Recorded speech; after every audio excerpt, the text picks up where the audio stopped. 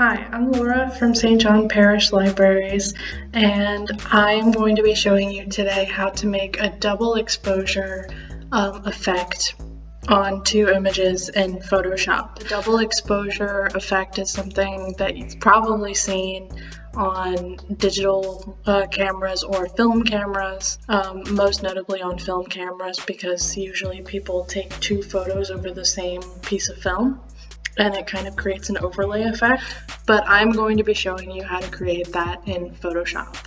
All of the images that I use in this project are from Pexels.com, Pexels.com, and those are all images that are free to download without any copyright issues. So I'm going to go ahead and get started. Step one.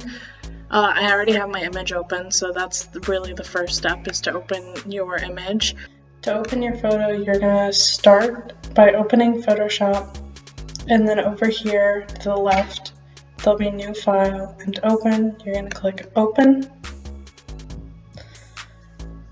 I wanted to choose a photo where it has some really clean lines just to make things easier, but you can really do this with any image that you want. But step one is to select and mask your image. So I'm going to show you what that means. I already have my tool selected, but what you're looking for is the quick selection tool. And it's this little brush with the marching ants.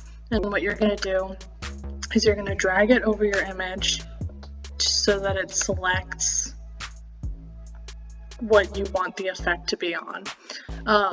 I want it to be on the silhouette. I'm okay with it including these little gray bits, but there is a way. I'm going to go ahead and zoom in.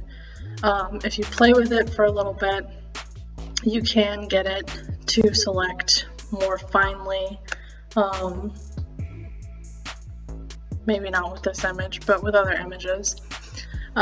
So I selected my silhouette, and now what I'm going to do is I am going to duplicate this layer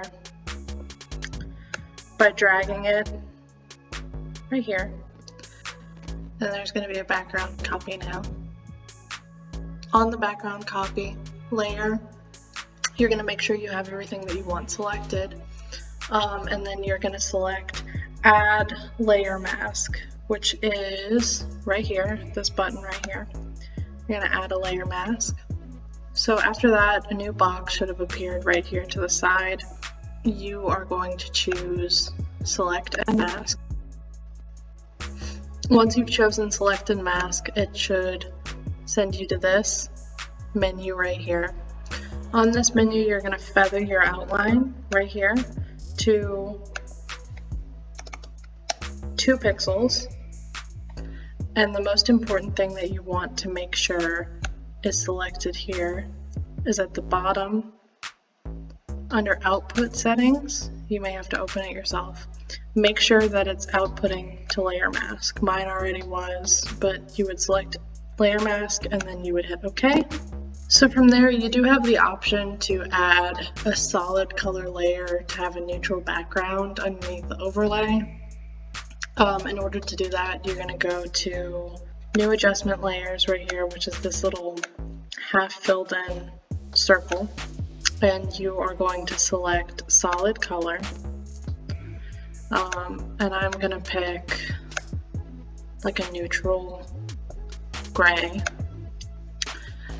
You're going to drag that under the background copy. So see, without that, you still have the background right here. But with it, it just replaces the outline. See, I don't personally like that for mine, but I'm going to leave it there just in case I change my mind later. So now we're getting to the double exposure part. We've prepped our base image and now we're going to go and open our overlay image. Again, I already have mine open, but if you don't, you can go ahead and open that up.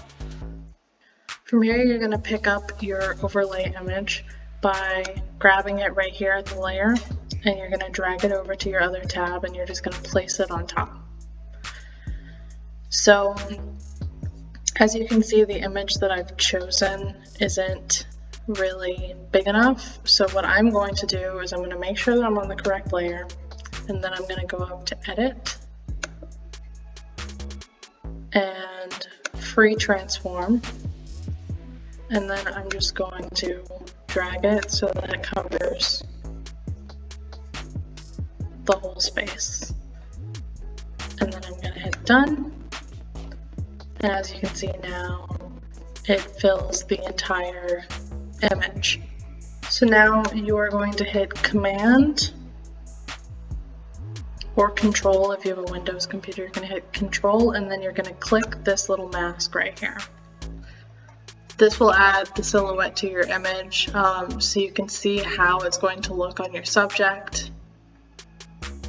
With the marching ants still over your image, you're going to select the new layer, which you need to drag on top, by the way. But with the marching ants still over your image, select the new layer and click the mask button again for Add a Mask.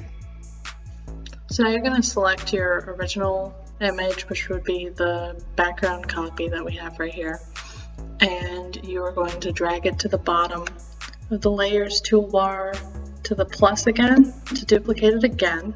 So now you should have a background copy too.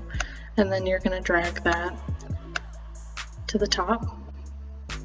From here we will add contrast to this new layer to improve the double exposure effect.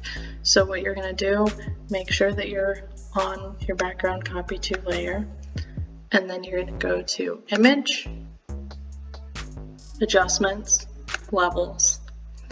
And from here you can kind of mess with a bunch of different things. You can change the shadows and highlights, things like that. I actually kind of like it like that. So I'm going to hit OK.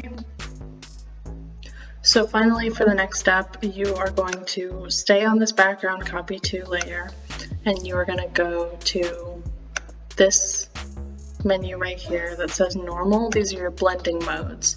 So normally for double exposure effects, especially if you want it to look like a real film camera, you are going to want to go to screen.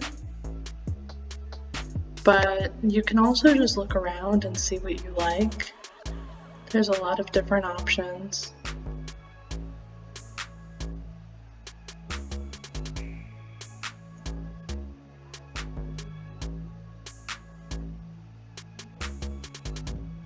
For this one, because it's black and white, I actually like the saturation option. And that's it. That's how you achieve a double exposure effect in Photoshop. If you remember, this is what the original image looked like.